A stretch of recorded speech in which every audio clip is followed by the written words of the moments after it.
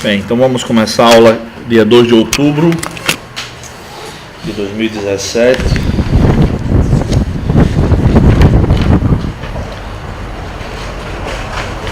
Eu já passei com vocês o primeiro sermão, que começa na página 5, né? A suficiência da graça de Deus. O segundo sermão também, o segundo exemplo aí, Barnabé, um consolo para a igreja. Já passei com vocês. O andar cristão também. Sim ou não? Sim. Tá? Vamos ver esse outro sermão de Hebreus 12. Hebreus 12, cujo tema é a corrida da vida cristã. Abram todos aí a palavra em Hebreus 12, por gentileza.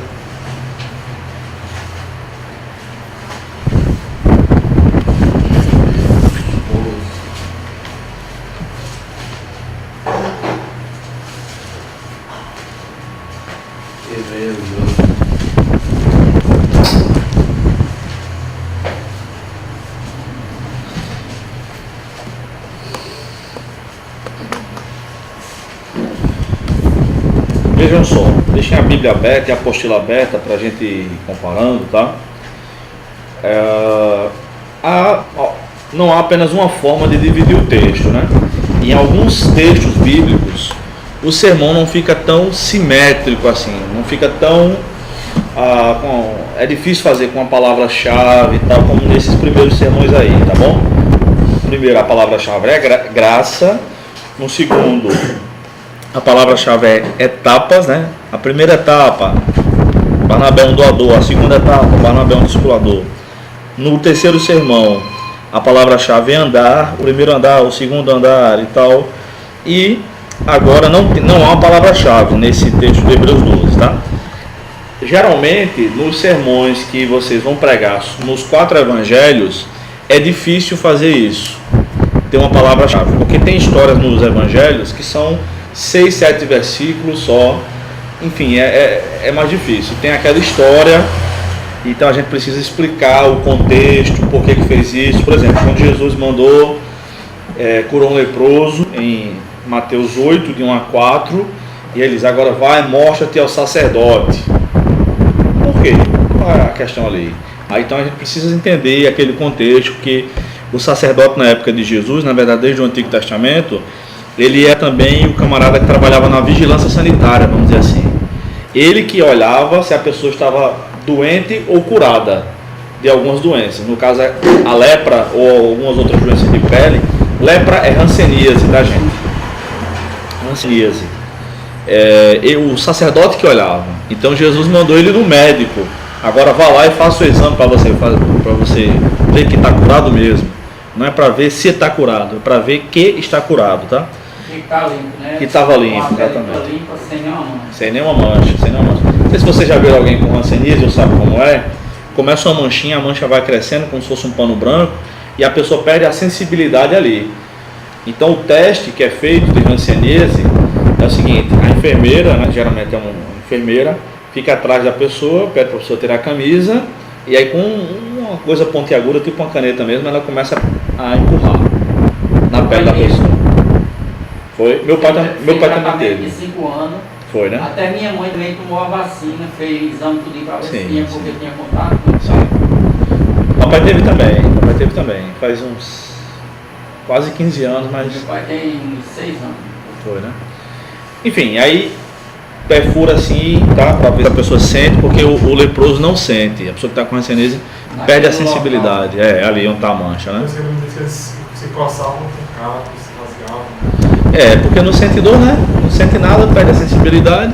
Tá? Eles falavam até que perdia parte do corpo, mas não é retração, né? Retraía. Não cai mesmo não? Não, aqui em Bahia não tinha o leprosário. Tinha, lá perto do Matheus. Era em Paraty, esse. Aí antigamente eles falavam, mas aí disse, não, caiu o braço, caiu a orelha, não cai, é retração. Ah, é? Janete teve e eu acompanhei o tratamento 3 anos. E foi? Foi 3 anos. Retração, aí ia retraída até esse dedo ficar aqui. E é, rapaz? Retração. Ah, não sabia não. Na época do doutor Esteves, Tá bom. Então vejam só, esse texto aqui de Hebreus 12, vocês podem muito bem dividir melhor do que eu aí, tá? mas a divisão que eu fiz na época ficou assim: o tema, a corrida da vida cristã. E a palavra o tema corrida da vida cristã eu tirei do próprio texto. Vamos ler o texto. Portanto, também nós, rodeados de tão grande nuvem de testemunhas, ou seja, o portanto é um conectivo. Quer dizer que está fazendo relação com o texto que veio antes. E vocês sabem muito bem que a Bíblia não foi escrita originalmente com divisão de capítulos e versículos. Só os salmos, que era cada salmo é uma música. Salmo não era capítulo de livro, salmo é música, é uma oração cantada. Os 150 salmos eram cantados em Israel, inclusive os 119, antes que alguém pergunte. Tá? Todos os salmos eram cantados, tá? Os 119 Não tinha pra você botar nada? Hã? Não tinha pra você botar nada mesmo? Não tinha não, pois é. Então, esse texto aqui começa falando sobre o capítulo anterior, que é o 11. Portanto, também nós, rodeados de tão grande nuvem de testemunhas, eu já vi um cara explicando isso aqui, o seguinte, que nós somos rodeados das nuvens de testemunhas, as testemunhas são Deus e o diabo. Ele tirou isso da própria cabeça, não tirou do texto. O texto não fala disso. As testemunhas que o autor da carta está falando aqui, a gente não sabe quem foi, escreveu Hebreus, as testemunhas que ele está falando são as pessoas que ele acabou de mencionar no capítulo 11. Começa com Abel, o primeiro justo, né? E aí vai até mencionando várias pessoas da fé judaica e depois menciona alguns fatos sem dizer os nomes. Então a gente não tem certeza de quem ele tem em mente. O diabo aqui não apareceu aí tantinho. Não, aqui não. Graças a Deus. Graças a Deus. Tem que botar ele na história. Tem um fascínio pelo diabo, né? Tem nada a ver. Então vamos lá. Portanto, também nós, rodeados de tão grande nuvem de testemunhas, depois de eliminar tudo que nos impede de prosseguir, é o peso, né? E o pecado que nos assedia, corramos com perseverança a corrida que nos está proposta. Ou seja, essas testemunhas são as pessoas que venceram pela fé nos seus contextos. Cada um venceu na sua própria geração. Então, se eles fizeram isso, nós estamos rodeados por essas testemunhas. Não quer dizer que esses camaradas estão olhando para nós, não. Quer dizer que serve de incentivo para nós. E aí nós devemos nos livrar de tudo que nos impede e também do pecado que nos assedia. Veja que o autor também não está dizendo que o pecado está em nós ou está nos leitores. Mas o pecado vive nos assediando. Vamos nos livrar disso e vamos correr a corrida que nos está proposta, ou seja, é a corrida da vida cristã. Fixando os olhos em Jesus, o autor e consumador da nossa fé, o qual, por causa da alegria que lhe estava proposta, suportou a cruz, não fazendo caso da vergonha que sofreu. Tem uma tradução que diz ignomínia. Quem é que usa essas palavras? Eu não gosto de tradução bíblica antiga, não, para falar a verdade, que o cabo lê e não entende. E é antiga essa de nome? Já viu alguém usando isso? Só crente. E olhe. É mistério que isso aconteça. É mistério, já vi gente lendo na Bíblia assim. É mistério que isso aconteça. Eu digo, pronto, tá lendo em inglês agora, meu Deus. É difícil. Suportou a cruz, não fazendo caso da vergonha. Ignomínia é vergonha, gente, que sofreu. Está assentado à direita do trono de Deus. Assim considerai aquele que suportou tal oposição dos pecadores contra si mesmo, para que não vos canseis e fiqueis desanimados. Então, o autor está falando aqui, olhem para Jesus e vejam o que ele sofreu. Quando você olhar para Jesus, comparar o seu sofrimento com o de Jesus, você não vai ficar cansado, nem desanimado para a corrida da vida cristã. Aí faz um alerta: no combate contra o pecado, ainda não haveis resistido a ponto de derramar sangue. Vocês não lutaram até esse ponto. Vocês já esqueceram, né? Já vos esqueceste do ânimo que ele vos fala como a filhos? Aí ele cita alguns trechos do Antigo Testamento. Filho meu, não desprezes a disciplina do Senhor, nem fiques desanimado quando por ele és repreendido. Pois o Senhor disciplina quem ama e pune a todo que recebe como filho. Ou seja, todos os cristãos levarão umas palmadinhas de Deus, porque a gente não é perfeito. Nenhum de nós é perfeito. Então, como a gente erra, Deus, como um pai, vai vir nos corrigir. E é o que ele segue dizendo, nos versículos 7 e 8. revisando a disciplina que perseverais. Deus vos trata como filhos, pois qual é o filho a quem o pai não disciplina? Mas se estáis sem disciplina, da qual todos se têm tornado participantes, então não sois filhos, mas filhos ilegítimos, ou como dizem algumas traduções, bastardos. Eu vou ler o versículo 9, mas não faz parte do sermão, tá? Além disso, tínhamos nossos pais humanos para nos disciplinar, né, quando a gente era criança, e nós os respeitávamos. Logo, não nos sujeitaremos muito mais ao Pai dos Espíritos e assim viveremos? Ou seja, se nossos pais davam as palmadinhas na gente, e às vezes não era só palmadinha, né? E a gente respeitava, imagina Deus está dando umas palmadas na gente. A gente tem que respeitar e entender isso como amor de Deus. Todo mundo que é filho de Deus vai receber umas palmadinhas de Deus. Tem esse crente que não vai sofrer, não. Vai sofrer de uma forma ou de outra. Tá? Então eu dividi o texto assim. O tema é a corrida da vida cristã. E aí eu vou trabalhando alguns dos aspectos aqui. Rodeados por muitas testemunhas, livremo-nos do peso e do pecado e corramos a corrida da fé. Ficou grande? Ficou praticamente o versículo inteiro aqui.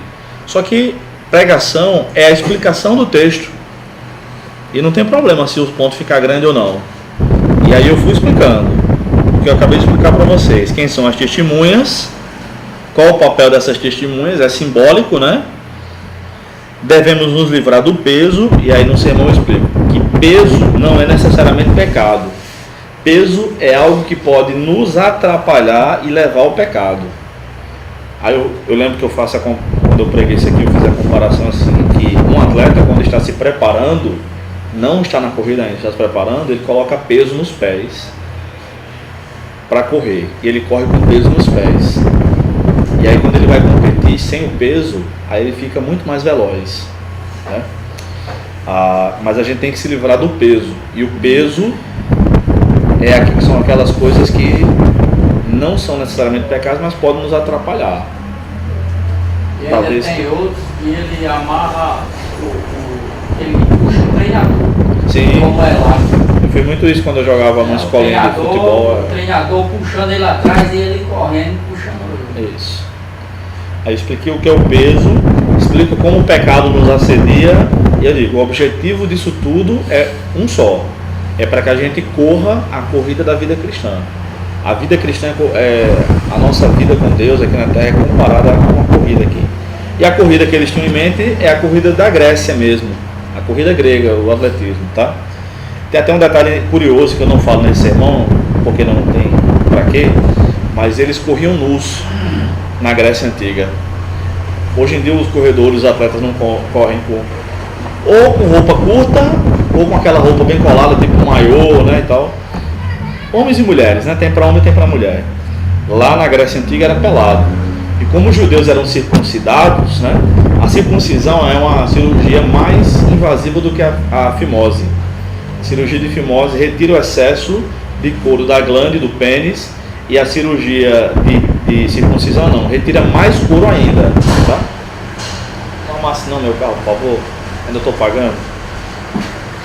E os judeus ficavam com vergonha, porque era mais ou menos assim, eles estavam correndo, vamos pegar o bonde andando, né? Eles estavam correndo, e aí todo mundo via os caras correndo pelado, e o pessoal mangava dos judeus, mais ou menos assim, ó o pinto dele, ó, falta um pedaço, alguma coisa assim. Então eles faziam uma cirurgia de reversão, tá? Eles faziam uma cirurgia de reversão, não pergunto como, não sei como era, mas devia doer horrores. Se a circuncisão já dói, né? E imagina a reversão, porque eles ficavam com vergonha. Enquanto os judeus corriam, os gregos corriam do lado dele, ninguém falava nada, eles falavam dos judeus. Já pensou? Porque naquela época também não existia anestesia, né? Você sentia toda a dor do corpo. Devia ter no máximo alguma coisa que aliviar só, deixar um pouquinho dormente, algum tipo de chá, mas a anestesia mesmo na veia. Exatamente, né? Exatamente. E aí, esse é meu primeiro ponto, página 6 da apostila. Pronto, você prega hoje, prega? Número 2, olhemos para Jesus. Aí eu leio os versículos 2 e 3. e explico que olhar para Jesus, o que é olhar para Jesus? É ter ele como referência. Olhar para Jesus não é não olhar para nós nunca, para os nossos erros, nem é, não posso olhar para o erro dos irmãos, não, tem que olhar para o erro dos irmãos quando for necessário, não para ficar falando mal, mas para corrigir, para ajudar, tá? Mas olhar para Jesus é que ele é a nossa meta, é o nosso objetivo, tá? E aí explico o que é olhar para Jesus. Aquela pessoa que está olhando para Jesus ao longo da caminhada, não importa o que aconteça, ela sempre vai amar mais Jesus. Se ela passar por dificuldades, se ela passar por doenças, por perdas financeiras, quaisquer que sejam os problemas, a pessoa que está olhando para Jesus, o crente que está olhando para Jesus, ele não desanima com isso. Pode até desanimar momentaneamente, mas ele vai amar cada vez mais Jesus. Número 3, eu explico que Deus nos disciplina porque nos ama. Aí explico essa questão da disciplina, tá? Que Deus vai disciplinar todos os crentes, todo mundo vai levar uma palmadinha ou outra. Shelley, explicando esse texto, disse o seguinte, que disse assim, as pancadas que a vida nos dá é Deus chamando a nossa atenção para sermos melhores crentes. Então preste atenção no motivo do seu sofrimento. Às vezes estamos sofrendo por causa de alguma coisa, né? Sofro porque fiz isso, decisões erradas, enfim. Mas às vezes a gente sofre para tal coisa, para que possamos ajudar outros, para que possamos consolar outros. Segundo aos Coríntios 1 fala sobre isso, né? Que Paulo disse que sofreu muito para poder consolar os irmãos da mesma forma que Deus o consolou. É por isso que ele assim, ele vem pelo amor e pela dor? Não, porque isso aí já é outra história, né? Porque o pessoal acha que todo mundo tem que ser salvo, né? É porque eu mesmo antes de ser crente, eu levei 5 acidentes. Foi 2 de carro e 3 acidentes graves de moto. Me quebrei tudo, e tem partido, tudo quanto é canto. Mais emendado que Então, aí você falando assim agora que as pancadas que a gente... Não, mas isso aqui é para os crentes, não é para os incrédulos não. Isso aqui. Mas os incrédulos são naturais. É consequência. Ele é consequência do pecado? Tudo é. Mas o tratamento de Deus com os crentes é diferente. A dosagem entendeu? Os incrédulos sofrem porque não estão debaixo da mão de Deus. Os crentes sofrem porque estão debaixo da mão de Deus. É um sofrimento carinhoso. É como palmadas que os pais nos filhos. É diferente. Tá? E o incrédulo não. É como se estivesse apanhando da polícia. Sem dó nem piedade. Entendeu? E aí, o meu quarto ponto nesse sermão é: você tem certeza que é um filho legítimo de Deus? Aí eu falo sobre a disciplina do Senhor, sobre a possibilidade de alguns que estão na igreja não serem filhos legítimos de Deus. Em 1986, ano que eu nasci, houve um congresso mundial de igrejas que foi em Amsterdã, na Holanda, e no último dia, foi no domingo de manhã, Billy Graham, aquele evangelista, pregou, e só tinha pastores, eram pastores, grandes líderes do mundo todo.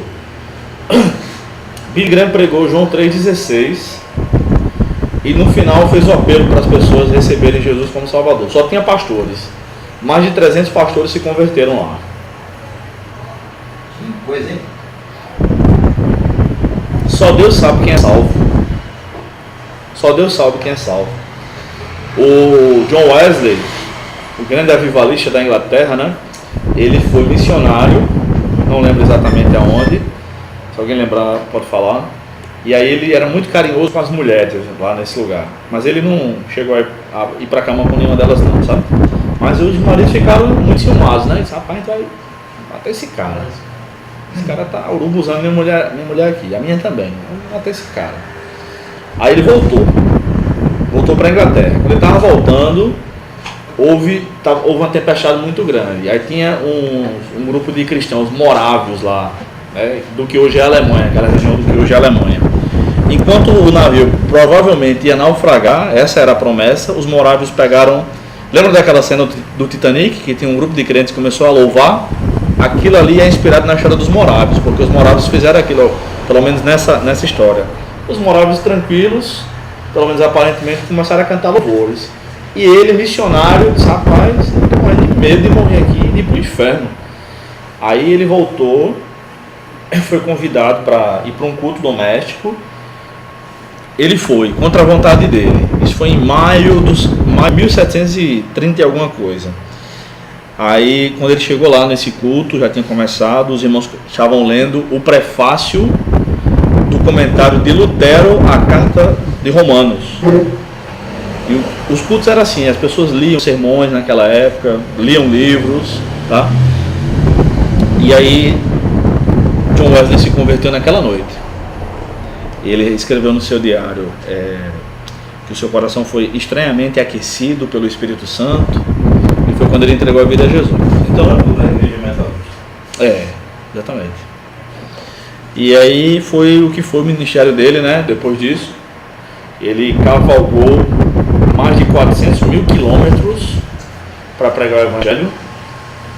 Você tem ideia, um carro, se ele anda em média 2 mil quilômetros por mês, ele anda muito.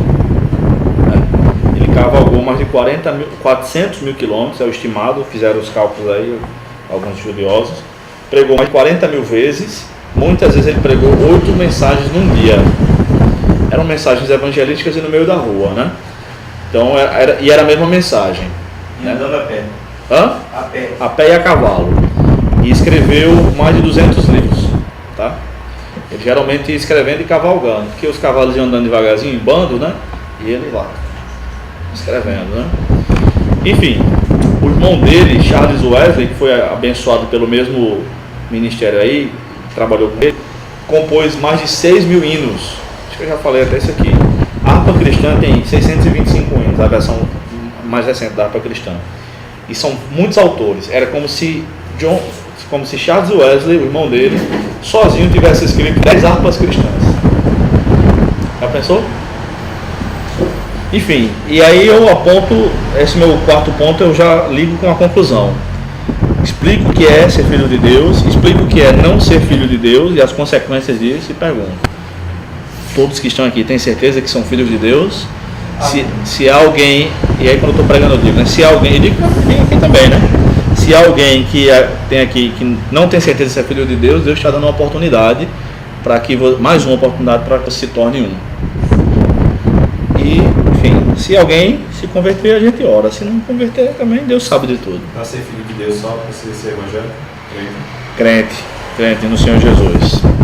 Crente no Senhor Jesus. Eu fiz uma pergunta dessa, eu disse que era filho de Deus. Ímpio não sabe de nada não, das coisas espirituais não, entendeu? Ele vai dizer não. Vocês dizem com certeza que vão morar no céu. Essa certeza de vocês.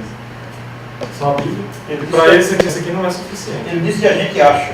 A expressão achar. Então eu digo, eu não perdi nada. Eu ganhei. Então, eu não achei nada, eu perdi. Pois é. Bem, vejam, vamos ver esse outro sermão. Alguma pergunta, irmãos? Você prega no segundo horário. Alguma pergunta? Alguma colocação? Vamos lá. Esse outro sermão, a grandeza de Deus, é o título. Abram todos aí, por favor, em Romanos 11. Essa passagem que é muito conhecida de todos nós, né?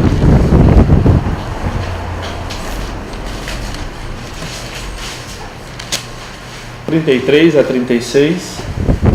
Eu vou ler a passagem toda, tá?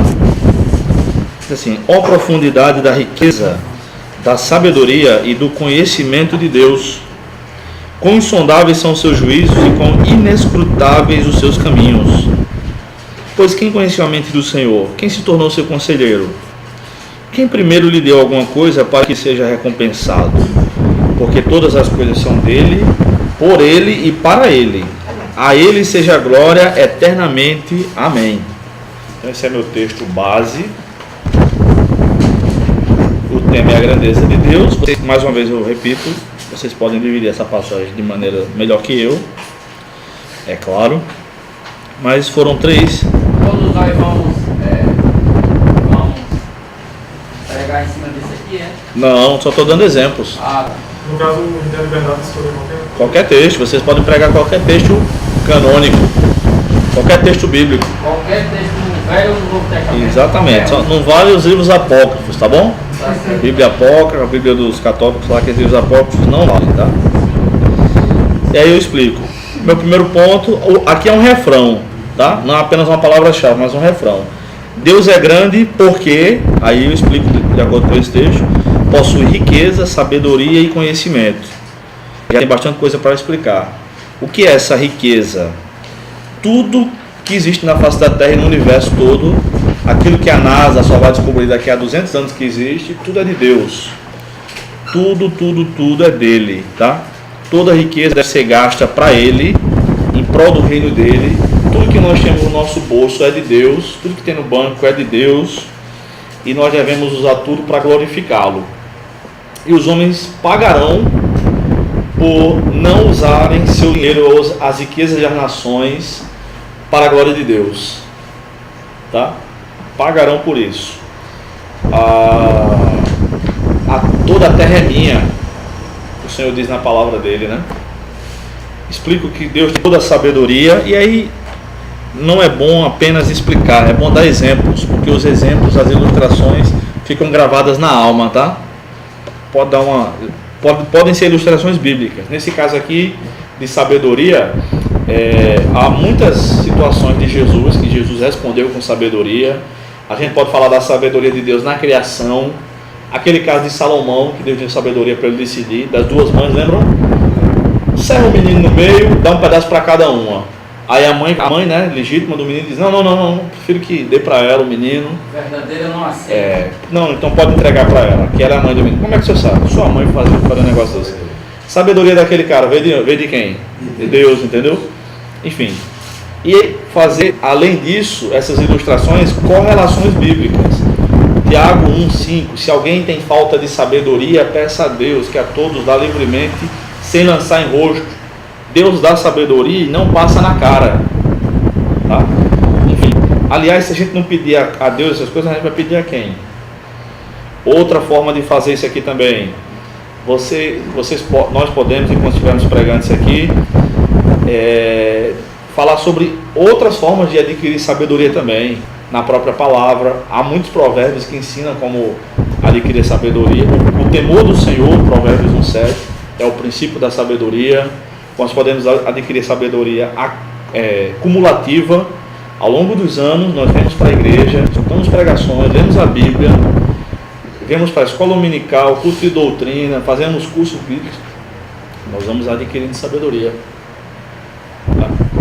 E conhecimento. Conhecimento é muito parecido com sabedoria, né? Mas não é a mesma coisa, tá? Sabedoria está mais ligada à aplicação. É aquela habilidade para resolver problemas, para fugir de conflitos, né? Aquela pessoa rixosa e tal, que vem sempre lhe infernizar. A Bíblia diz que a palavra branda diz que o furor e tal. Isso é sabedoria, né? Conhecimento é uma coisa que só pode ser adquirida com estudo mesmo. Deus é o Deus de todo conhecimento. Aí você pode enfatizar a onisciência de Deus, tá? Antes que a palavra me chegue à boca, Salmo 139, né? Tu já conhece todas. Quando a gente ora não ora para informar a Deus dos nossos problemas, a gente ora para desfrutar de comunhão. Ele já sabe de tudo, na verdade. Ele sabe o que a gente vai dizer, a gente nem sabe, mas ele sabe. E aí, enfatiza no conhecimento sobre Deus também. Enfim. Pois é. Tá? Então eu estou dando aqui exemplos de como vocês podem fazer, tá? Agora, se você quiser fazer tudo isso num sermão só, pregue só um ponto. Tá bom? Faça isso, mas faça de maneira que não vai esgotar a paciência de ninguém. Vou falar 1 hora só sobre o primeiro ponto. Paciência, né, meu irmão? Ninguém é obrigado a ficar lhe ouvindo, né? Ontem eu fui ainda mais repetindo, né? Pois é. Palavras de correções também. Não só salvação, mas Sim. Jesus corrigiu. Muitas vezes. E foi muito duro, né? Ele derrubou a mesa dos cambistas lá em João 2. Disse que não eram para fazer da casa do pai dele um covil de ladrões. Em Mateus 23 ele chamou os fariseus de hipócritas, sepulcros caiados, raça de víbora. Ele estava com o chicote na mão. O texto não disse se ele deu chicotada. A chicotada deve ter acontecido. Não sei. O texto não disse. Só disse que ele estava com o chicote na mão. Muitas vezes Jesus repreendeu os fariseus. Os apóstolos também, vocês não têm fé. E quando eles estavam discutindo quem era o maior entre eles também, vocês não entenderam ainda. Quando eles expulsaram demônios e chegaram pensando que aquilo era o ápice do cristianismo, né? Jesus disse, vocês não devem ficar alegres por isso. Se vocês devem ficar alegres porque o nome de vocês está escrito nos céus. Quem é ele, né? Quando quem? Romano, né? Diga. Qual a circunstância? Diga aí. Pergunta quem é Jesus, né? Quem é você? Eu preciso dizer. Assim, mais ou menos. Não lembro não. Como Ele não precisa, ele pergunta, conhece o nome, né? Achando que não era Jesus, né? Foi. Pois é. Em segundo lugar, Deus é grande porque é insondável e inescrutável. Uma boa ajuda de dicionário é bacana aí, tá? Você saber que é um pequeno detalhe, em insondável e inescrutável. A gente nunca vai conhecer tudo sobre Deus, ninguém, tá? Ele é insondável. Não quer dizer que a gente não pode explicar algumas coisas sobre ele, mas ninguém vai explicar tudo. Ele é inescrutável, não dá para saber o que ele vai fazer, tá bom? Ele não revela tudo. Aliás, você quer conhecer a vontade de Deus para a sua vida? Amanhã, esteja vivo amanhã e seja crente. Amanhã ele vai mostrar. Amém. Amanhã ele mostra a cada dia. Baixa cada dia o seu mal. Amanhã ele vai mostrar o que você tem para a sua vida. Mas eu queria saber o que é que eu vou fazer profissionalmente. O que é que você faz que vira ouro? Qual a habilidade que você tem? Eu não posso querer ser cantor. Sou desafinado. Tá? Então Deus não me deu essa habilidade. E Deus vai mostrando, né? Deus vai mostrando. Enfim. Eu estou lembrando aqui do pai do seu pastor. Alcimar? O que foi? Você nasceu teólogo. Alcimar Rezemes. Um daqueles livros que eu comprei, Pedro. Sábado, um amigo, eu estava lá em casa, ele olhou, aí na contracapa tem assim um comentário, ele disse, eita, Alcimar Santos, sabe quem é? Aí eu disse, tá vendo o nome desse cabra onde? Isso aqui no livro. Eu disse, esse é o pastor, rapaz. Ele veio bem caladinho, viu? Comentou atrás de um daquele livro lá. Já pensou? Terceiro lugar, Deus é grande porque é o causador, vocês podem achar uma palavra melhor para isso, tá? Eu não vou ficar repetindo isso, tá? E dono de tudo, porque todas as coisas, como é que Paulo diz? Todas as coisas são dele, por ele e para ele.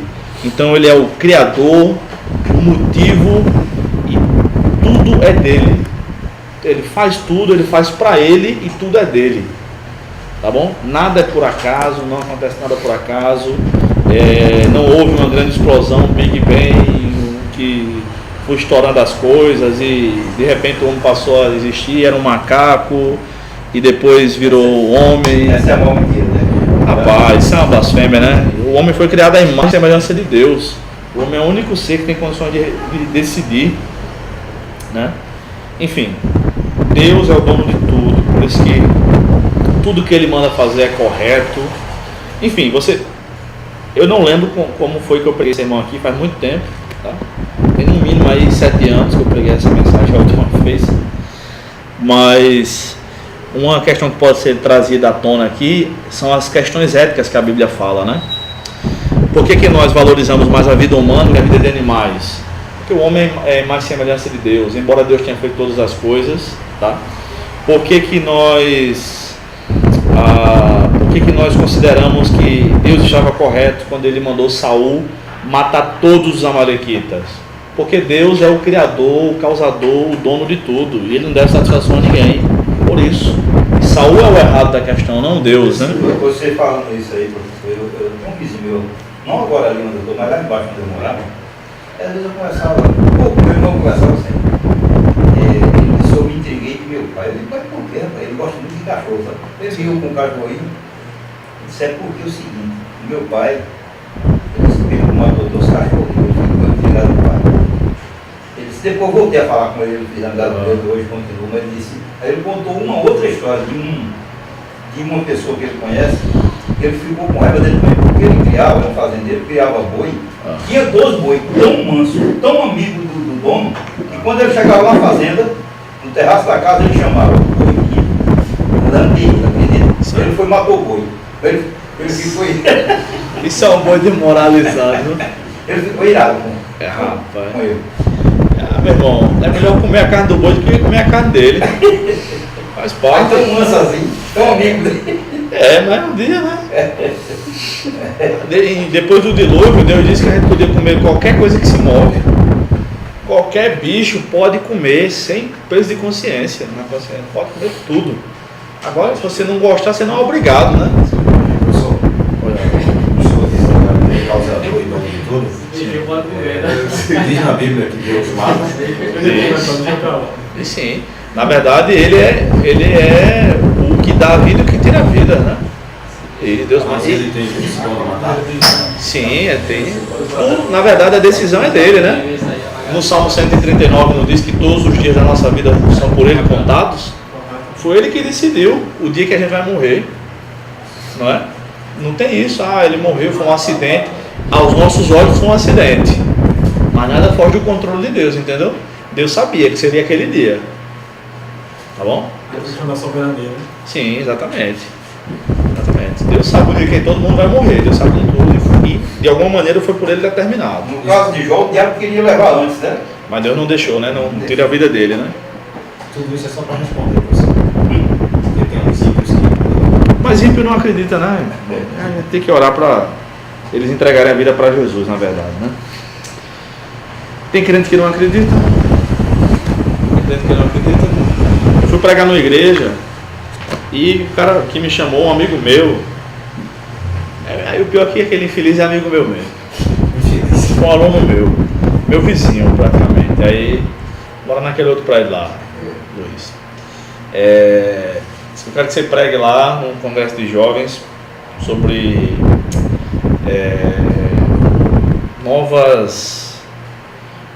novas tendências, mas não é tendência a palavra, novas ideologias do século XXI. Rapaz, não faz comigo não. Você fala, eu digo, eu falo, né? Se me chamar, eu falo. Aí falei, só arrumei inimigo na igreja lá. A garotada, muitos universitários na igreja, todos secularizados. Jovem lá defendendo casamento de pessoas do mesmo sexo. Não, é um direito civil deles. Disse, rapaz, esse povo não é crente não. Falei pro cara que me chamou, esse povo não é crente. Eu vou pregar a Bíblia. E eles não vão aceitar porque na verdade eles não são crentes. Porque um cara que aceita um negócio desse não é crente não. Mas eu vou pregar o evangelho na esperança, como Paulo disse, pregue na esperança de que as pessoas se arrependam. Preguei o evangelho, meu amigo. Aí depois ficaram dizendo, aquele é um doido. Eu quero ver aquele cara mais não sei o que. Não houve uma pergunta que eles tenham me feito. Eu tenho gravado, está no YouTube inclusive. Não houve uma pergunta que eles tenham me feito que eu não tenha respondido biblicamente. Não houve nenhuma pergunta. Para vocês terem ideia, eu dei 40 minutos de palestra e respondi perguntas por 50 minutos. Foi uma metralhadora em cima de mim. Foi. Minha esposa foi, ela disse, cada afirmação que eu fazia dava um frio na barriga dela. Eu disse, Eu não saio com ele daqui não. Lá vem. Eu disse, meu irmão, eu fui para lá para falar a verdade, doa quem doer, entendeu? Aí no ano seguinte, ele me chamou de novo. Aquela palestra eu quero que você dê num tema mais profundo ainda. Tá. Aí eu falei, disse, meu irmão, eu não tenho medo de falar não. Eu vou falar. Falei, preguei a palavra. Aí teve algumas perguntas, foi mais tranquilo.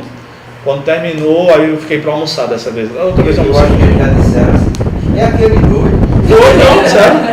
Disseram. Não Eu perguntar menos que ele vai embora logo. não vou ouvir não, aquele doido não. Tem gente que ficou distante assim, ouvindo. Não queria me ouvir. Eu disse, não quer me ouvir porque na verdade eles estão acostumados a ouvir aquele que Paulo diz que tem comichão no ouvido. Só querem aquela discurso massagem no ego. Aquela coceirinha no ouvido que é bem gostosinha, tipo bicho de pé, né? Alguém aqui já teve bicho de pé? Tem coceira melhor?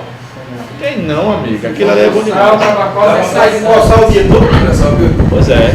Era o que eles estavam acostumados. Aí eu falei, tá no YouTube também, foi gravado, eles mesmos gravaram em vídeo dessa vez. Quando terminou, eu tava passando assim, aí tinha um grupo de senhoras. Dessa vez tinha vindo muitas famílias. Dessa vez foi aqui em João Pessoa, mas a mesma igreja, não é de João Pessoa não. Tava um grupo de senhoras assim, de 50 anos pra cima. Tem umas 7, 8, mais ou menos assim. Aí quando eu fui passando, aí me chamaram, né? Professor. Aí eu disse, vão me descascar agora, quer ver? Essas coroas vão me descascar. Que nada, me abraçaram, disseram. Enquanto você estava falando ali, nós estávamos orando por você. E vou passar um tempo orando por você também, para que Deus lhe abençoe e você continue falando isso. Porque essa garotada aí apontou para a garotada da igreja delas. Com muito desgosto elas disseram: todo mundo, não tem um crente aí não. Esses meninos estão na igreja, mas não são crentes não. Defendendo aborto, defendendo casamento de gays. Então isso é um absurdo, Então as próprias senhoras da igreja revoltadas com a garotada da igreja. Que tristeza que eu fiquei, viu? Que tristeza, porque na minha época de adolescência na igreja, a gente plantava até a igreja, evangelizava, fazia o escambau, meu amigo. O diabo tinha muito ódio da gente. A nova Bíblia agora não tem Gênesis, né? Eles fazem de tudo para destruir a palavra deles. Esse povo vai ser tudo destruído, né? Voltaire, um filósofo ateu, disse: daqui a 100 anos ninguém vai ouvir falar da Bíblia. 100 anos depois, a casa onde ele morou se tornou a sede da Sociedade Bíblica na Inglaterra. 100 anos depois foi a inauguração. Chupa, Voltaire. Entendeu? Não é isso não? Hoje o cara fala: e Voltaire? É o quê? Você fala: e a Bíblia? Sim, o que é que tem a Bíblia? Todo mundo sabe. Amigo. Tentam destruir a Bíblia, mas a Bíblia, como alguém já disse, é como uma bigorna que tem gasto muitos martelos. A bigorna é aquela peça de ferro, né? O ferreiro usa, né? Para bater em cima que não se amassa, né? Aquele ferro bem... Ela é a palavra, a estrutura que sabe toda a pancada, mas nunca é afetada. Tem gastado muitos martelos dos críticos, mas não é inabalável a palavra de Deus. Então, meu amigo, não tenho medo não, eu prego a palavra, quem abriu o coração, isso aí não é comigo, isso é entre Deus e a pessoa. Eu prego a palavra, é minha obrigação, e é nossa obrigação, né? E é pregar corretamente. E como a gente começou um pouco mais tarde, vamos passar um pouquinho mais, tá? Apesar, mesmo que haja controvérsia, viu? Vamos lá. Está concentrado. Eu quero que vocês... Tem muitos sermões aqui, tá? Tem muitos sermões aqui. Vamos ver se da página 8. O último sermão da página 8. Que é uma despedida que vale a pena. Eu não vou ler esse texto que é mais comprido, mas vocês podem abrir aí para a gente ir lendo a cada referência. Atos 20, a partir do 17. Foi muito curioso o que aconteceu uma vez. Eu preguei esse sermão, acho que eu preguei 2 vezes. Depois eu vou contar uma história, depois eu falo essa questão de repetir mensagem, tá? Preguei esse sermão, a primeira vez que eu preguei não foi na minha igreja. Aí preguei no domingo, acho que na terça ou na quarta-feira eu avistei um dos irmãos lá da igreja que havia me chamado e disse assim: rapaz, foi muito interessante o seu sermão, porque o tema do sermão, tinha uma pessoa que era descrente, estava na igreja, mas o tema do sermão tocou mais ela do que o próprio sermão. Disse, tá bom, glória a Deus, porque foi o seguinte: eu preguei sobre uma despedida que vale a pena, que é a despedida de Paulo com o pessoal lá da igreja de Éfeso, e essa pessoa tinha vindo do sertão para uma pessoa de um parente que estava doente. Só deu tempo para essa pessoa se despedir. Na segunda-feira de noite foi o velório lá na igreja, né? Aí... Eles? Hã? Esse povo? Sim, do povo que estava doente lá. Aí o pessoal estava consolando, dizendo assim: você não viu que Deus falou com você ontem?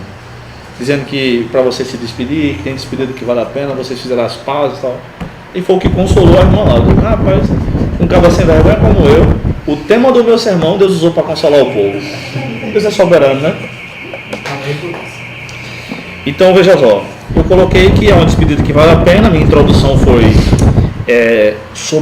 explicando que aquela é uma despedida e tudo mais.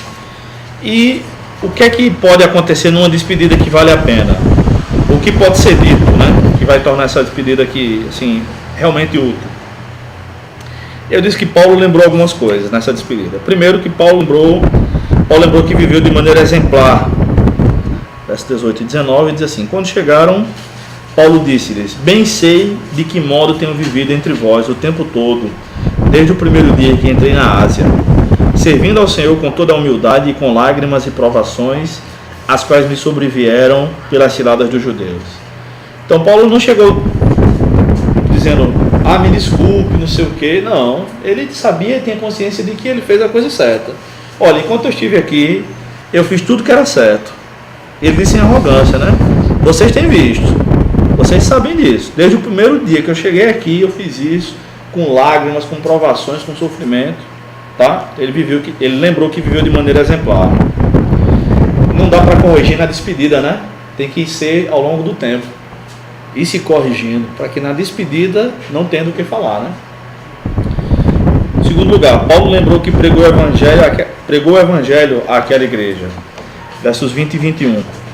Não me esquivei de vos anunciar nada que fosse benéfico, ensinando-vos publicamente e de casa em casa, testemunhando tanto a judeus como a gregos o arrependimento para com Deus e a fé em nosso Senhor Jesus.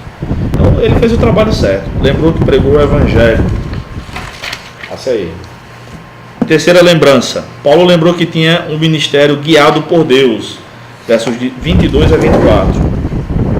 Agora, impelido pelo Espírito Santo, vou para Jerusalém, sem saber o que acontecerá ali, senão o que o Espírito Santo me garante de cidade em cidade, dizendo que prisões e tribulações me esperam, mas em nada considero a vida preciosa para mim mesmo, contanto que eu complete a minha carreira e o ministério que recebi do Senhor Jesus, para dar testemunho do Evangelho da graça de Deus. Então, Paulo lembra que o ministério dele sempre foi guiado por Deus, agora também será, que o Espírito Santo está conduzindo mesmo para sofrimentos, mas o importante para ele é testemunhar, é cumprir o ministério que Deus deu. Claro, e a aplicação aqui é: nós temos cumprido o nosso ministério, foi o que Deus colocou nas suas mãos para você fazer. E aí vai, né? Quarto lugar, quarta lembrança. Paulo lembrou que esperava o crescimento da igreja. Versos 25 a 28. E agora sei que nenhum de vós, por entre os quais passei pregando o reino de Deus, jamais tornará a ver meu rosto. Portanto, no dia de hoje eu vos afirmo que estou limpo do sangue de todos, porque não deixei de vos anunciar todo o propósito de Deus, mas isso não foi de uma vez só, tá? Lembram? Portanto, tende cuidado de vós mesmos e de todo o rebanho sobre o qual o Espírito Santo vos constituiu bispos para pastoreardes a igreja de Deus que ele comprou com o próprio sangue. Então, esse ponto aqui, eu coloquei, Paulo lembrou que esperava o crescimento de Deus, pode até ser dividido por você em 2 ou 3 pontos, tá bom? Mas eu achei que o sermão já tinha 6 pontos, já estava bom. Explico isso, tá? Não espera, eu estou livre do sangue de vocês. Deus colocou vocês para pastorear a igreja, ou seja, eu espero que cresçam. Quinta lembrança. Paulo lembrou que conhecia o futuro da igreja. Como apóstolo, sim, ele sabia o que deveria acontecer. Versos 29 a 32. Eu sei que, depois da minha partida, lobos cruéis entrarão no vosso meio e não pouparão o rebanho. E que dentre vós mesmos se levantarão homens falando coisas distorcidas para atrair os discípulos para si. Portanto, estai atentos, lembrando-vos de que durante 3 anos não cessei dia e noite e com lágrimas de aconselhar cada um de vós. Agora, pois, consagro-vos a Deus e à palavra da sua graça, àquele que é poderoso para vos edificar e vos dar herança entre todos os santificados. Então, coloquei que Paulo conhecia o futuro da igreja, porque desse futuro aqui a gente vê muitas questões. Virão lobos vorazes, vai surgir também alguns do vosso meio, mas eu recomendo vocês a Deus, ou seja, eu entrego vocês a Deus, tá? Seriam aí as subdivisões, tá? Em sexto e último lugar, Paulo lembrou que terminou seu ministério sem ter do que se arrepender. Isso é importante. Versos 33 a 36. De ninguém cobicei prata, nem ouro, nem roupas. Vós mesmos sabeis que estas mãos supriram as minhas necessidades e as de meus companheiros. Em tudo vos deu exemplo de que deveis trabalhar assim, a fim de socorrer os doentes, recordando as palavras do próprio Senhor Jesus. Dar é mais bem-aventurado do que receber. Depois disso, vou dizer isso, ajoelhou-se e orou com todos eles. Paulo termina lembrando isso. Olha, nunca cobicei nada de vocês, não tenho do que me arrepender, e ainda ora com eles, termina com oração. Então, aí eu explico, essa é uma medida que vale a pena. Quando a gente tiver que se despedir, ou para outra igreja, ou dessa vida, o que vai acontecer? Será que a nossa despedida vai ter valido a pena? E na conclusão, eu relembro os irmãos que para que haja uma despedida que valha a pena, tem que haver uma caminhada que valha a pena. Isso é diariamente, né? Isso é diariamente. Paulo não chegou no último mês que estava lá e disse: eita, vou consertar tudo agora. Tem coisa que não dá para consertar em pouco tempo, e tem coisa que não dá para consertar. Alguma pergunta, queridos? Alguma questão? Só Jesus pode consertar. Mas tem coisa que a gente vai colher as consequências, né? Se o cara é incrédulo, ele se fazer uma tatuagem na cara, vai ser complicado, entendeu? Quando ele for salvo, não estou dizendo que a tatuagem é pecado, tá? Não estou dizendo. Ele é salvo de todos os pecados, mas tem uma consequência ali, né? Entendeu? Se o cara é um traficante de drogas, se ele se converte, às vezes o cara vai buscar ele dentro da igreja e mata ele. A pior tatuagem é que está no coração. Ah, sem dúvida, né? Essa é. Sem dúvida. Essa é a marca. Bem, então eu espero que esses exemplos sejam interessantes para vocês dividirem o texto aí, tá bom? Vamos para o intervalo, que a 10 minutos a gente volta. Ele falou no início, Só o filé. Falou que aqui é o suco mais concentrado, como se fosse um suco mais concentrado, né? concentrado mesmo. Bacana.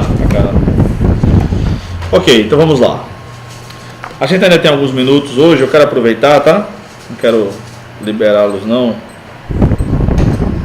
Temos alguns minutos ainda. Abram aí a apostila. Vamos ver outra questão aqui. Na página 12. Nós vamos ver mais exemplos de sermões, tá? Nós já vimos sobre aplicação, nós já vimos... Não, abram na página 17, é melhor. É mais urgente. No último assunto da apostila, na página 17, onde tem a apresentação do sermão. E aí, Tiago não foi beneficiado com essas explicações, mas ele deve ter lido aí também. Na aula passada a gente ficou de completar isso aqui, né? Então tem a apresentação do sermão. Então tem algumas dicas aqui, nenhuma delas é minha, tá? Essas dicas aqui são... Eu não coloquei a referência, né? Mas não são minhas não. Tá?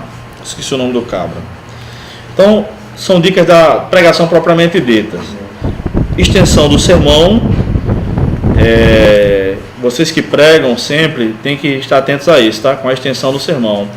Eu soube de um casamento que o pastor pregou 1h30 no casamento. Ele queria um divórcio, né? Só pode um negócio desse. Ele queria emendar e desemendar. Rapaz, tem condições não, né? É quando o cara quer aparecer na festa, né? O cara quer ser lembrado. É quanto tempo, professor? Rapaz, em festa, menos significa mais. Quanto menos ele falar, melhor vai ser. Entendeu? Ninguém está prestando atenção não, o que o pastor está dizendo no casamento não. O casal está pensando em outras coisas, ou nas contas para pagar uma lua de mel. Não tá ali.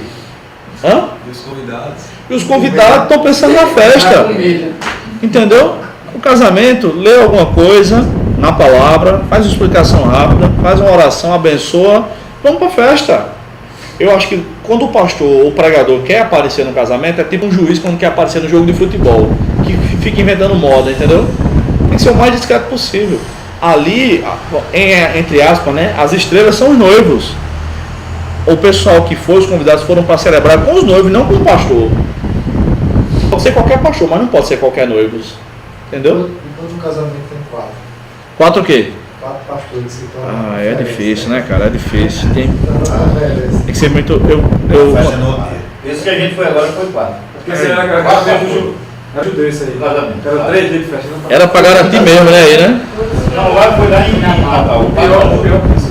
Quando 4 preletores, quando o preletor vai e a noiva fica a pressão chamada. Isso não acontece possível.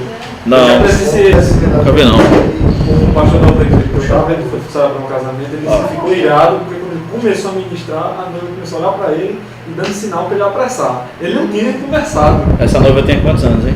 Não sei. Ele estava apressado a outra coisa, entendeu? Eu combinei com o pastor que fez meu casamento, eu disse, pastor, no máximo 20 minutos tá bom. A gente já conhece a Bíblia, a gente já sabe o que é e o que não é. A gente não vai aprender quase nada do que o senhor disser hoje. Você fez a declaração a sua noiva e ela fez para você? Não, a gente só fez umas promessas lá que não tinha nem pé nem cabeça que o pastor mandou fazer. Que ele disse assim, só estava a minha família, né, a família de Kelly e uns amigos que tinham mais de 10 anos.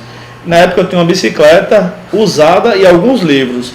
Aí ele disse assim, Bruno César Santos de Souza, repita para a Clécia Kelly do Nascimento Oliveira. Vamos lá. Todos os meus bens são seus. Todo mundo começou a rir. Até Kelly. Aí eu disse, porque ele mandou dizer, né? Porque eu não ia estragar isso. Mas eu não tinha nada. E ela depois também foi dizer isso. Mas a maioria agora. A gente não tinha nada. É um dia. Parcial. Não, a gente é pobre, o que a gente ganhar foi os dois que ajudou, tá? É de nós dois. Então tem o bom senso, né? Não, aí ele de boa, esse pastor que celebrou no casamento, ele é muito bom para celebrar casamento. O que os noivos pedirem, ele faz. Pastor, não peço para eu falar nada para ela, nem ela para mim. Ah, eu te amo, você é minha princesa. Isso aí eu digo mais tarde, tá? Faça o casamento discreto. Dias atrás. Hã? Já vinha dizendo alguns dias atrás. Claro, até levar ao altar tem que dizer isso muitas vezes, né? Então, pois é. Como é? Tem que fixar na mente logo. Claro. Então, seja em qualquer circunstância, preste atenção à extensão do sermão, tá bom? Tem igrejas que estão mais acostumadas com um sermão mais longo. Tem igreja que é mais rápido. Se você vai pregar em uma igreja que não é a sua, esteja atento a isso. Quanto tempo é para a mensagem lá, irmão? É 20 minutos. Não tente mudar a estrutura da igreja numa vez que você vai pregar, não. Você acha que 20 minutos num culto de domingo é pouco tempo para pregar? Eu também acho. Mas se me chamar, eu vou e prego e acabou-se, porque eu só preguei aquela vez. Não posso deixar problemas naquela igreja. Gente, culto de domingo tem que ser uma hora de pregação. Mas não é um problema com o pastor. Entendeu? Você prega, respeita a tradição local e tchau. Se for o caso, se Deus lhe guiar e você for um amigo do pastor, você pode conversar com ele depois, só com o pastor. No tempo de Paulo, ninguém chamava, nessas igrejas, eu chamava Paulo. Paulo foi a noite toda, até o cara cair, morrer e depois até clarear. Mas foi pelo menos uma vez, né? Quer dizer que era sempre. Converter com ele, né? E quando o cara dá 7 minutos a você e quem está sentado lá na frente chutando a pessoa? Chutando? Rapaz, não me chuta não que eu sou armamentista. Aconteceu comigo uma vez, vou mentir. O cara tava te chutando? O cara me chutou 10 vezes. O cara me deu 10 minutos. Eu tava a igreja pequenininha. Pra te chamar a atenção, né? Para que eu corresse no tempo. A educação não ficou pra todo mundo mesmo, não. Isso. O cara chutou o camarada aí. Isso aqui lá no sertão ali de Pernambuco, no interior do Pernambuco, tem um pai que puxava o paletó do cabo, assim. Quando o cabo começava a falar besteira, ele puxava o paletó do cabo. É verdade. Mas a missionária lá da igreja, pastor, ela escreveu do lado da Bíblia dele. Fez o quê? Tá mais de 50 minutos. Aqui a gente do Não vai encostar na o professor não tinha campainha, não. Nas Assembleias de Deus tem, né? Mas é mais pro silêncio, não é pro tempo não. É quando levanta da oração, que tá aquele barulho aí, plim, todo mundo. Não, aí eu sou favorável. O cara tem que ter noção. Mas foi educado, né? Claro. O cara chutar o irmão, É pau, né, bicho? Foi 13. Número 2. Ilustrações. A ilustração é aquela... Alguns chamam de parábola. É o que a Bíblia chama de parábola, tá? É uma história para ajudar... Pronto, o que Tiago fez há pouco... Trazer aquela história de antes para hoje. Foi uma ilustração. Aqui, é um tipo de comparação, né? Esse Sermão do Monte é como se fosse um suco mais concentrado. Aqui tem os principais ensinos de Jesus. A ilustração pode ser curta, um pouco mais longa, mas você tem que saber contar. Só deve contar a ilustração quem sabe contar a história. Aquela pessoa que se perde, que se atrapalha, ou que então, quando começa a contar, fala assim: eita, como é mesmo? É atirar nos pés. Se você não sabe contar, não invente. Tá bom? Número 3, tem a dicção correta, fale as palavras corretamente, tá? Se você fala problema, é um problema, tá? Procure melhorar, eu não estou dizendo que Deus não usa quem não sabe falar o português erudito, não é isso a questão, não é essa a questão, mas procure melhorar. Tem alguém para lhe avaliar, né? Sua esposa, seu marido, peça um feedback a alguns irmãos. Vamos contar agora que eu escuto aquela rádio está dizendo e o locutor só fala problema. Aí é difícil, irmão, entendeu? Inclusive o meu tio até fica, ele passa o dia todo, problema pra lá, problema pra cá. Aprendeu com ele.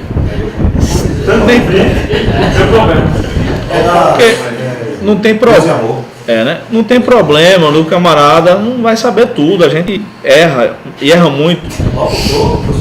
Não, erra muito. Qual é o problema aí?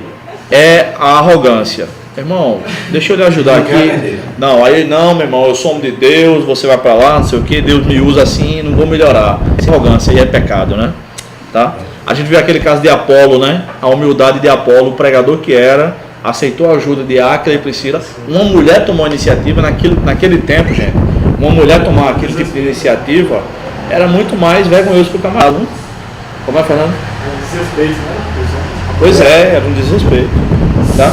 Então fale os R's no final da palavra, fale os S's no final. Procure melhorar, procure progredir, tá bom? É falar corretamente. Tom de voz. O tom de voz deve estar atrelado ao nosso texto e às circunstâncias. A gente deve ser o mais natural possível. Você vai pregar sobre Gênesis 22. Deus pediu o filho de Abraão. Mas aí de repente você está lendo o texto, aí diz, e o anjo bradou. Aí você lê assim, e o anjo bradou. Opa, ele bradou ou falou mais baixo ainda? Se o anjo bradou, você brada também, filho. Você está lendo o texto. E o anjo bradou, não faça isso! Você tem que se envolver com a leitura do texto, com a explicação. Nem todo aquele que me diz, Senhor, Senhor, entrará no reino do céu. Quem é que diz, Senhor, Senhor? Não, não é isso. Agora, só um minuto. A leitura não é assim, nem todo aquele que me diz, Senhor, Senhor, entrará no reino dos céus, mas aquele que faz a vontade do meu Pai que está nos céus. eu estava comentando, porque tem gente que não gosta desse plástico aí, que discutiu com você, Paulo Júnior. porque ele prega assim, mas aí a pessoa está vendo, isso faz tudo aquele, ele prega nos textos, que não pode pregar assim como você está falando, calma, tem que ser aquilo mesmo. Os textos que ele prega, né? É verdade? É a maneira dele se expor. É verdade? É verdade, mas ele é muito dramático, Pedro. E ele também. Ele aumenta. Ele é muito, muito dramático. Particularmente eu não gosto muito de ouvir ele, não. É drama demais, na minha opinião. E ele só prega, Deus só está irado, está com raiva, está com ódio, está furioso. Ele só prega um lado de Deus, entendeu? Como o filho disse naquela viagem lá. O filho é um amigo, você já sabe, né? Um amigo meu que viajou com a gente. Aí. Esse tipo de pregador só comunica para um público. Tem o público dele? Tem gente que gosta, mas ele não é como o Hernandes Dias Lopes, que prega na Presbiteriana, na Assembleia de Deus, na Batista, na Congregacional, no ponto de pregação ali na esquina. Esse tipo de pregador só vai comunicar para aquele público, não consegue comunicar a todo o rebanho de Deus, entendeu? Esse é o problema. É porque ele disseram assim, o texto que ele escolhe para pregar, não dá para pregar manso. Mas a questão ele só prega esse tipo de texto, e a Bíblia só tem esse tipo de texto. A gente estava conversando, não sei se foi com o Walter Van, né? A questão não tem o que ele escolhe. Deus só está irado, está com raiva, está com ódio. Pelo amor de Deus, Deus não consola ninguém nas pregações dele, Deus não ama ninguém, não cura o abatido, não levanta o abatido, não cura o doente. Mais de correção da parte que ele quer. É para pregar toda a escritura. Paulo disse aqui, né, nesse texto que a gente leu de Atos 20. Você escuta o pastor Alexandre. Aí tá certo. Agora eu me lembrei, eu fico na porta, né? E dos irmãos, aí eu vou saudando dos irmãos. E o pregador falou bem mansinho com a gente, tal, tranquilo, né? Quando fui pregar, meu amigo, ele engrossou a voz tão grande que ele talvez. Não é conselhos, é alguém. Eu digo, meu chefe, pelo amor de Deus. É sério, ele olhou com o irmão e vai engolir. Essa pupila dos olhos no cara. Flavinha só gosta de pregador assim. Nosso líder hoje foi.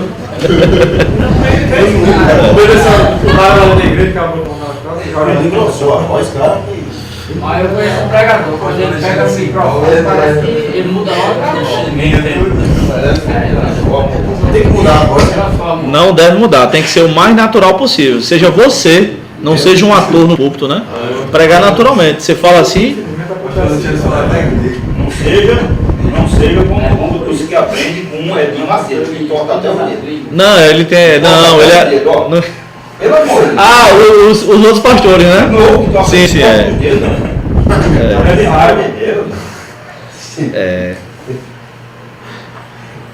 Uma vez chegaram para Spurgeon, né, aquele pregador batista lá da Inglaterra, e disseram assim, o cara foi reclamar com ele, né? O senhor prega tão simples, parece que está pregando para criança. Ele disse, meu intuito é esse, as crianças me entendem, então os adultos podem entender também. Aí ele era bom de dar resposta. Deu uma tapa de luz. Outra vez ele pregou, terminou de pregar, ele pregava muito, né? E muito em quantidade e em qualidade. Aí um irmão chegou para ele e disse, bateu no ombro dele assim e disse, pastor, senhor, que pregação, que mensagem? Ele disse, o diabo me disse a mesma coisa. Entendeu? Ele disse, exatamente. Ele cortou pela raiz para não se ensoberbecer, né? Não, eu preguei para a glória de Deus, não foi para ser elogiado, tá? 9 horas. Ela acordou. Falando na hora certa. Hoje ela não morou a hora do café, mas... Número 5, falta só 15. Anúncio do texto bíblico. Eu vou até o número 6 só. Anúncio do texto bíblico. Anuncie de modo claro que todos entendam. Às vezes a gente fala assim, vamos ler aqui em Coríntios capítulo 4. Não existe esse livro na Bíblia, Coríntios. Não existe. Existe primeira aos Coríntios, que é a primeira carta. Existe segunda aos Coríntios. Coríntios não existe. Vamos aqui ler Crônicas 7,14. Geralmente a gente acha que é segundo Crônicas. Mas Crônicas não existe esse livro. Só na Bíblia hebraica, que Crônicas é um livro só. Entendeu? Vamos falar os textos certos. E no Antigo Testamento, gente, é masculino, porque é livro. Samuel, Reis e Crônicas não é primeira, é primeiro, porque é primeiro livro de Samuel, segundo livro de Reis. No Novo Testamento é feminino, porque é carta. Não é primeiro Timóteo, é primeira Timóteo, que é carta. É pouca gente que faz isso. Tá? Geralmente a gente fala o contrário, primeira Reis e primeiro Coríntios, mas é o contrário, tá? Então anuncie de modo que todos possam entender e procurar o texto, porque às vezes o pregador chega lá, ele abre a Bíblia dele, ele já sabe onde vai ler, deixa lá e o povo fica ansioso. Onde é? Ele tal, nessa época de dificuldade da igreja, não sei o que, e a gente fica, diz o texto, infeliz, diz um texto, aí não diz, aí falou, aí diz, conforme diz aqui, Isaías 56:1, assim diz o Senhor, porque ele não deu tempo de eu procurar. Aí quando ele anuncia o texto, lê o texto, ninguém está prestando atenção, que a gente está procurando. Aí tem aquela, a velha da praça não, mas tem sempre alguém surdo na igreja, qual foi o texto mesmo, né? Foi Isaías 56:1. Enquanto a pessoa perguntou para a gente, ela não prestou atenção no texto, e nem a gente. Então anuncie logo o texto, deixa o povo procurar, depois você lê, tá bom? Professor, só um comentário no Tiago, eu gostei dessa parte que você falou aí, porque o Tiago deu uma ênfase 2 vezes após o denunciar. Sim. Enquanto ele viu que alguém estava denunciou novamente para reforçar. Você é aluno do Grafia Curso, rapaz, tá na placa dele ali.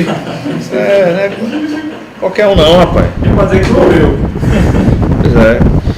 Bem, aplicação prática. Nós já vimos bastante sobre a aplicação, tá? Se a mensagem não tem aplicação, não foi pregação. Foi só um discurso sobre o texto bíblico. Mas o que a aplicação é? E o que nós temos a ver com isso? Nós ouvintes aqui. E na hora da aplicação nunca é vocês, tá? É nós. Vocês têm que orar mais. Não. Nós temos que orar mais. Porque o pregador não é Deus. Geralmente tem pregador que gosta de dar de gostoso e ele é o herói, né? É tipo o cara que faz assim, quando fala sobre Paulo lá na carta aos Filipenses, diz assim, Paulo está dizendo aqui, eu gostaria de partir, estar com o Senhor, não sei o quê. Aí o cara faz assim, eu já vi isso, estou feio de ver isso. Eu digo, eita, quer ver? Ele, só ele que quer. Quem quer aqui ir para o céu hoje? Aí ninguém quer. Ninguém quer, porque Deus não criou o homem para morrer mesmo. Vocês não querem não, mas eu quero. Toda vez eu digo mentalmente, isso é um mentiroso. Toda vez eu digo, isso é um mentiroso e arrogante. Eu falo mentalmente, geralmente eu não falo assim não para não contaminar os irmãos com minha ruindade, mas eu digo, isso é um mentiroso e arrogante, porque ninguém quer, só ele quer. Faça-me um favor, né? Então na aplicação nós temos que estar juntos, porque nós somos pecadores, tanto quanto quem está sentado nos ouvindo. E aqueles que dizem que é ateu? o cara que é ateu está pior do que o diabo. Ele é mentiroso ainda. É pior do que o diabo, porque o diabo crê em Deus e o ateu não crê. Não, ele é mentira dele. Todo ateu ele crê. Chega perto dele assim e diga com um revólver, de repente. Para ele não dizer, ai meu Deus, não bate não. Eu quero ver. Mas meu amigo, eu chamo o cara de mentiroso na